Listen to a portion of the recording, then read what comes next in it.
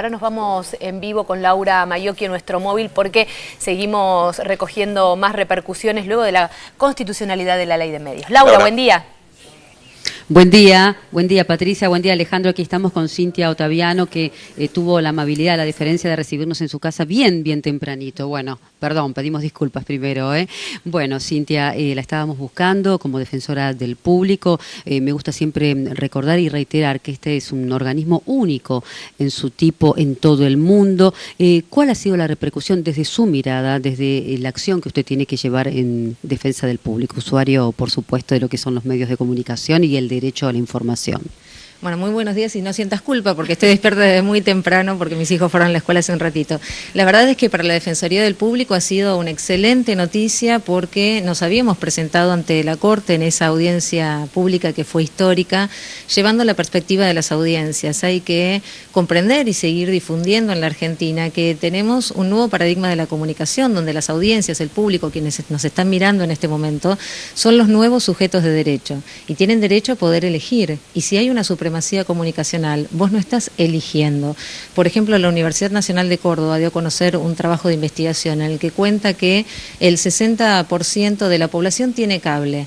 ¿Qué porcentaje tiene cablevisión? El 98%.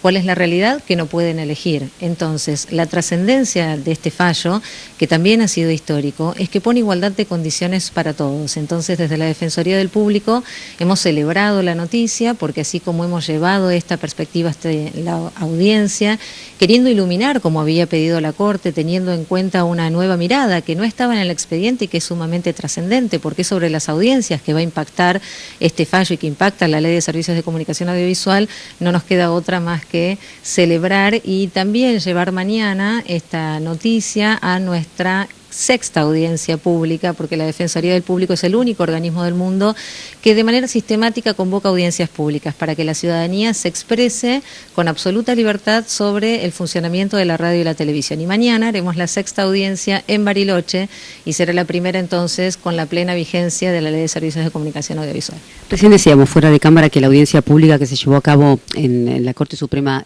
aquella vez, donde estuvieron las partes, por supuesto, fue una bisagra.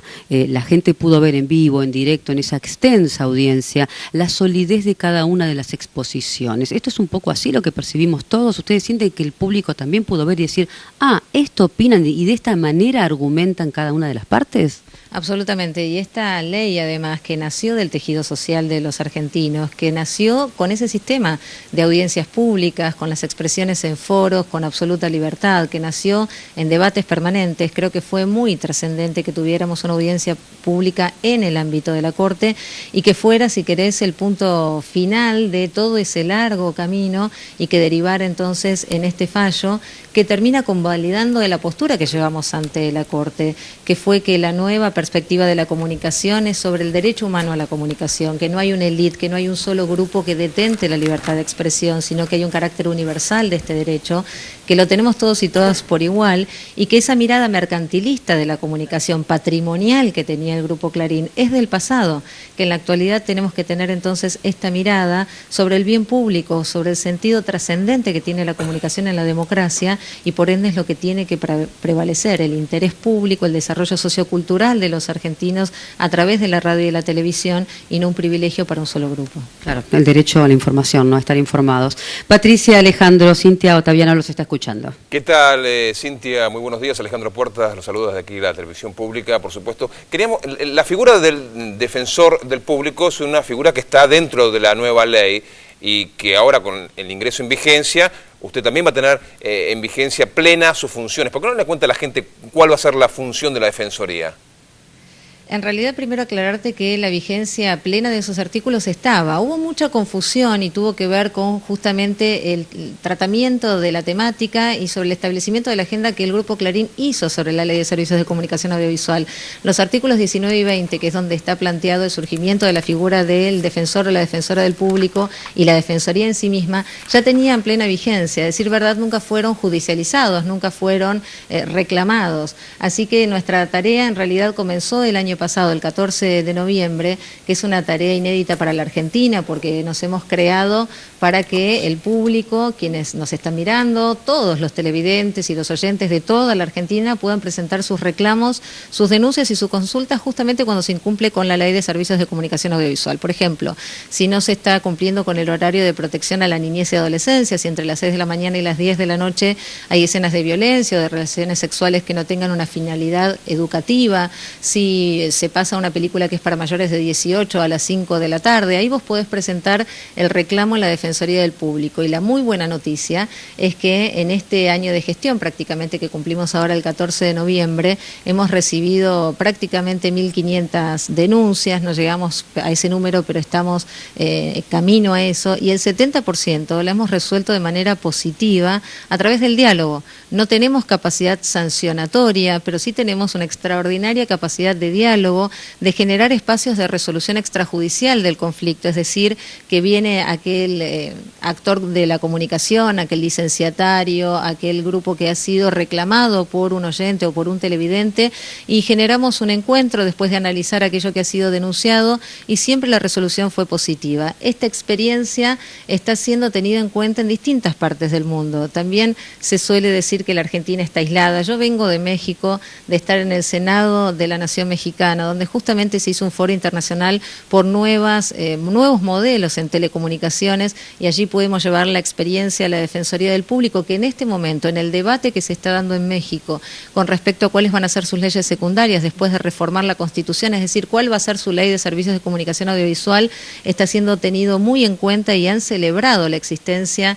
de la Defensoría del Público de la Argentina. Y lo mismo ocurre en Uruguay, por ejemplo, donde también se está dando el debate. De manera que el fallo de la Corte Suprema, la tarea de la Defensoría del Público es trascendente no solo para la Argentina, sino para Latinoamérica, que también en este despertar de los pueblos latinoamericanos, en el sentido de reconocer una comunicación democrática, la necesidad de decirse a sí mismos y dejar de ser interpretados por grupos comunicacionales que tienen otros intereses, está siendo muy trascendente, y es un orgullo para la Argentina, por supuesto. Bueno, Cintia, hay mucho para seguir debatiendo. Estamos escuchando todas las voces en estas primeras horas luego de conocido el fallo, y quería detenerme en los cuestionamientos no solo políticos, sino los cuestionamientos y que van a ser presentaciones judiciales, especialmente el PRO, que está pidiendo un freno al fallo y está cuestionando el trabajo que viene haciendo la Autoridad Federal de Aplicación, la AFCA.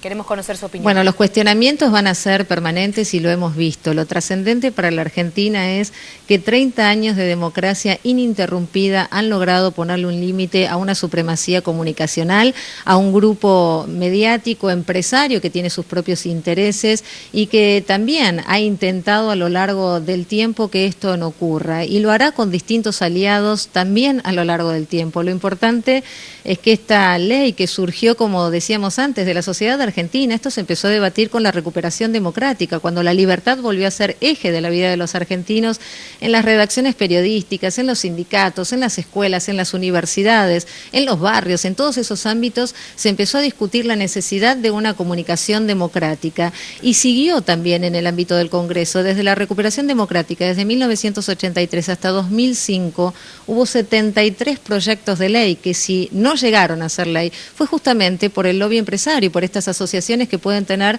con distintos sectores de la sociedad, pero que son minoritarios. Y por eso es que siguió adelante todo este camino nuestra ley, que después fueron los 21 puntos básicos que tuvo la coalición por una radiodifusión democrática, que nucleaba más de 300 organizaciones, que después fue muy trascendente que el Poder Ejecutivo presentara un proyecto encabezado por Cristina Fernández de Kirchner, pero que después ese proyecto se debatió en 24 foros. Es muy importante seguir recordando esto a lo largo y ancho del país. Hubo 10.000 personas que se expresaron, hubo 1.300 propuestas, 120 modificaciones, y después en el Congreso siguió el debate.